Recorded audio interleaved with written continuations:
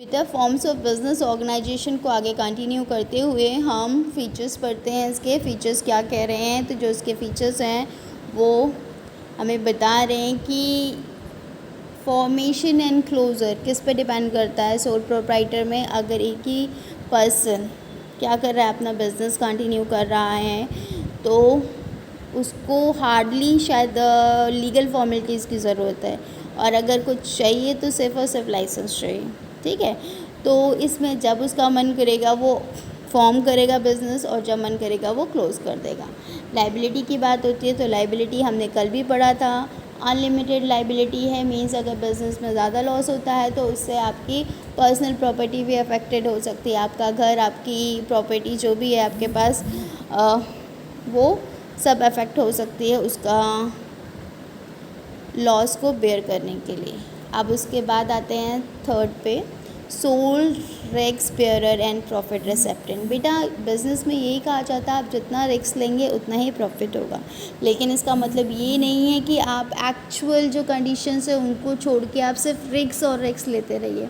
Risk लेंगे तो बहुत प्रॉफिट होगा, ऐसा नहीं है। रिस्क लेंगे तो मे बी कभी ऐसी सर्कमस्टांसेस आ सकती हैं कि आपका लॉस भी हो सकता है, तो उसको मद्देनज़र रख के आपको रिस्क लेना है, तो आप प्रॉफिट गेन कर सकते हैं। कंट्रोल की बात करते हैं तो ओवरऑल कंट्रोल किसके हाथ में रहता है, उसी एक इंसान के हाथ में रहेगा, सोल प्रोप्राइटर के हाथ में, और जो बिज़नेस को कैरी आउट कर रहा है उसे कोई इंटरप्ट नहीं कर सकता। अब बात करते हैं नो सेपरेट एंटिटी। देखिए इन कानून की नज़र में जो कोई डिस्टिंक्शन नहीं है, कोई डिफरेंस नहीं है सोल ट्रेडर और उसके बिज़नेस में। ठीक है, और क्योंकि बिज़नेस की कोई आइडेंटिटी नहीं, इसलिए उस दोनों सेम हैं in the I of law. ठीक, अब आगे देखते हैं। तो इसीलिए जो ओनर होगा वो रिस्पॉन्सिबल होगा बिज़नेस की सारी एक्टिविटीज़ के लिए। ठीक है, तो ये आपका किस में आ जाता है, ये आपका आ जाता है नो सेपरेट एंटिटी, दोनों सेम है, उसका बिज़नेस और सोल प्रोप्राइटर। जो भी एक्टिविटीज़ होंगी उसके लिए वो ही रिस्पॉन्सिबल है। अब बात करते हैं लैक ऑफ बिजनेस कंटिन्यूटी। देखिए अगर कुछ घटनाएं घटित हो जाती हैं, जैसे कि डेथ हो गया, या फिर फिज़िकली कोई प्रॉब्लम आ जाती है, या फिर जेल हो जाती है, या फिर दिवालिया हो जाता है इंसान, तो उसका जो इम्पैक्ट होगा वो किस पे पड़ेगा, उसका इम्पैक्ट आपके बिज़नेस पे पड़ेगा डायरेक्टली। आपका बिज़नेस क्लोज़र तक आ सकता है। ठीक, अब बात करते हैं इसके मेरिट्स की।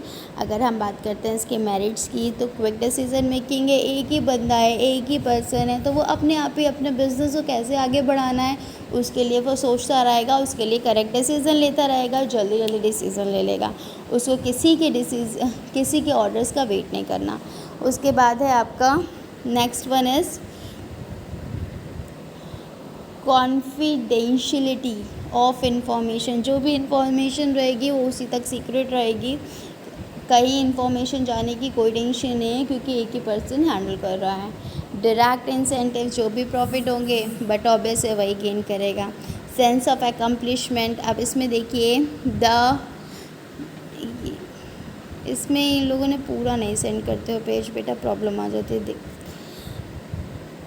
देखिए जो सेंस ऑफ एकम्प्लिशमेंट है उसमें पर्सनल सेटिस्फेक्शन इन्वॉल्व होता है।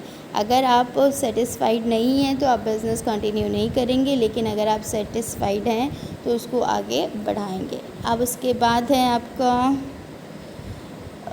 Easy of formation and closure. जब मन करे तब आपने बिज़नेस स्टार्ट किया, जब मन कर दिया क्लोज़ कर दिया।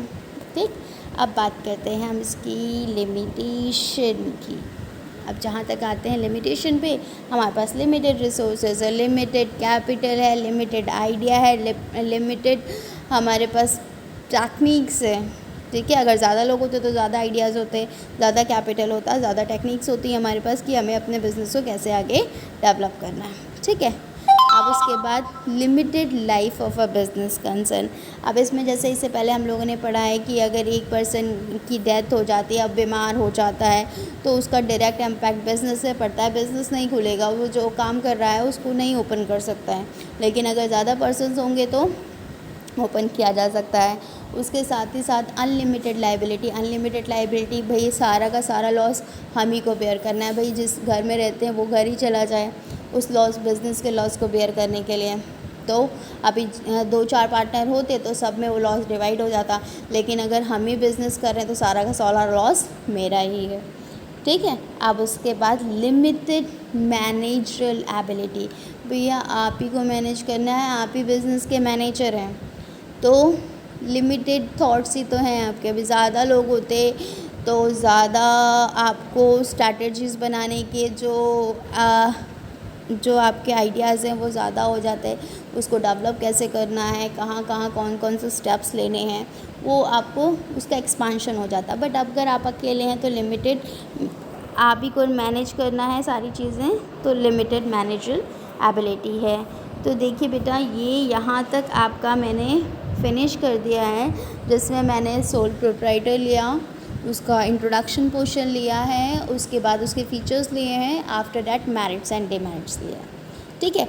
तो यहाँ तक सोल प्रोप्राइटर का एंड हो चुका है। अब अगर आपको कुछ नहीं समझ में आ रहा है तो मुझसे पूछ लीजिएगा, because you are having a lots of network issues, that's why I am sending a video regarding this. ठीक है। तो आप लोगों को इस वीडियो को वॉच करना है, और उसको वॉच करके जो भी आपके साथ प्रॉब्लम रेज़ हो रही है, कोई क्वेश्चन नहीं समझ में आ रहा, कोई कंटेंट नहीं समझ में आ रहा, कोई टॉपिक नहीं समझ में आ रहा है, या फिर कोई पॉइंट नहीं समझ में आ रहा, तो पूछ लीजिए। ठीक, ओके।